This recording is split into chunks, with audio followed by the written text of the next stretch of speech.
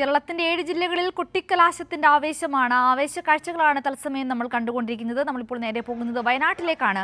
അവിടെ P V Joshila തയ്യാറായിരിക്കുന്നു. Joshila, വികസനത്തെ മുന്നിൽ നിർത്തിയുള്ള തെരഞ്ഞെടുപ്പ് പ്രചരണം, ആ കാഴ്ചകളുടെ ഏറ്റവും ഉന്നതമായ സമയമാണ് ഇപ്പോൾ. എല്ലായിടങ്ങളിലും അതിൻ്റെ ഒരു ആവേശം കാണുവാൻ സാധിക്കുന്നുണ്ട്.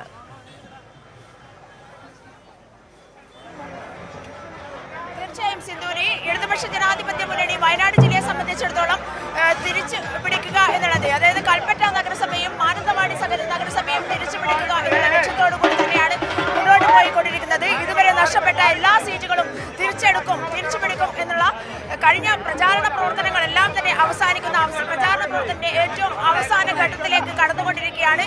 ഏറ്റവും ആവേശകരമായ കലാശക്കൊട്ടാണ് കൽപ്പറ്റ നഗരത്തിൽ നമ്മൾ കണ്ടുകൊണ്ടിരിക്കുന്നത്.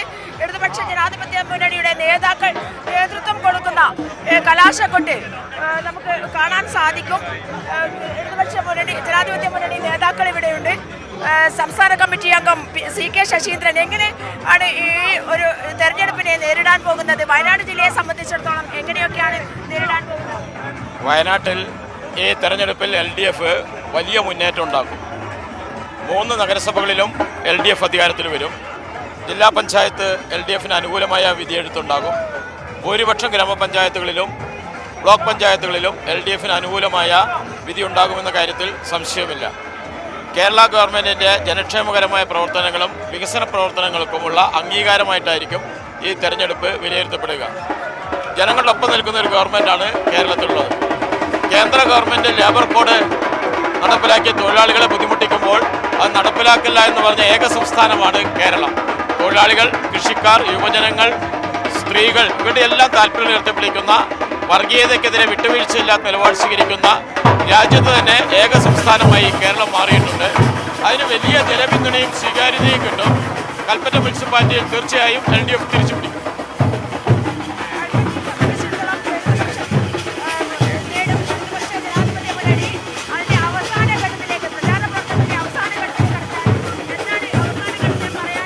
വലിയ ആവേശപൂർവമായ അനുഭവമാണ് ജില്ലയിലാകെ ഇടതുപക്ഷ ജനാധിപത്യ മുന്നണിയെ സംബന്ധിച്ചിടത്തോളം ഉള്ളത്.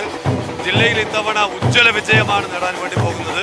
ഈ കൽപ്പറ്റ നഗരസഭ ഉൾപ്പെടെയുള്ള 3 നഗരസഭകളും ജില്ലയിലെ മഹാഭൂരിപക്ഷം പഞ്ചായത്തുകളും ജില്ലാ പഞ്ചായത്ത് ഉൾപ്പെടെയുള്ള സംവിധാനങ്ങളുമെല്ലാം ഇത്തവണ ഇടതുപക്ഷ ജനാധിപത്യ മുന്നണി വൻ വിജയം നേടും.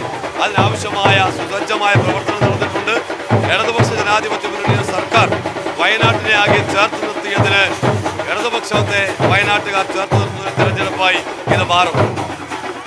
അവസാന ഘട്ടത്തിലേക്ക് കലാശക്കൊട്ട് കടക്കുകയാണ്.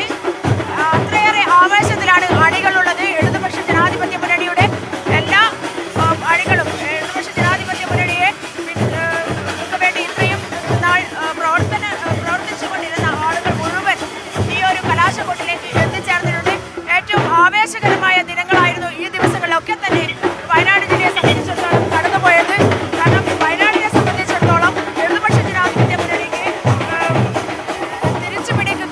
നഷ്ടപ്പെട്ട സീറ്റുകളൊക്കെ തിരിച്ചു പിടിക്കുക, ജില്ലാ പഞ്ചായത്ത് തിരിച്ചു പിടിക്കേണ്ടതുണ്ട്, അതുപോലെ തന്നെ കൽപ്പറ്റ നഗരസഭ തിരിച്ചു പിടിക്കേണ്ടതുണ്ട്. അത്തരത്തിലുള്ള പ്രവർത്തനങ്ങളുമായി, ചിട്ടയായ പ്രവർത്തനങ്ങളുമായി തന്നെയാണ് ഇടതുപക്ഷ ജനാധിപത്യ മുന്നണി ഇതുവരെ മുന്നോട്ട് പോയിട്ടുള്ളത്.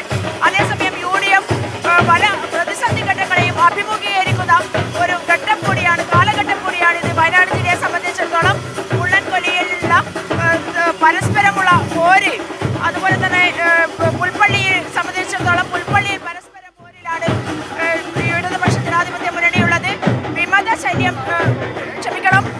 UDFനെ സംബന്ധിച്ചിടത്തോളം വലിയ പ്രശ്നങ്ങൾ നേരിട്ടുകൊണ്ടിരിക്കുകയാണ്. പുൽപ്പള്ളിയിൽ വലിയ പ്രശ്നങ്ങൾ UDF നേരിട്ടുകൊണ്ടിരിക്കുകയാണ്. വിമതശല്യം നേരിട്ടുകൊണ്ടിരിക്കുന്ന സാഹചര്യം കൂടിയാണ് UDFനെ സംബന്ധിച്ചിടത്തോളം ഇപ്പോൾ പുൽപ്പള്ളിയിലും മുള്ളൻകൊല്ലിയിലും ഒക്കെ ഉണ്ടായിരിക്കുന്നത്. അതുപോലെ തന്നെ വയനാട് ജില്ലയിൽ തന്നെ പല ഇടങ്ങളിലും വിമതശല്യം രൂക്ഷമായിരിക്കുന്ന ഒരു സാഹചര്യം കൂടിയാണ് UDFനെ സംബന്ധിച്ചിടത്തോളം.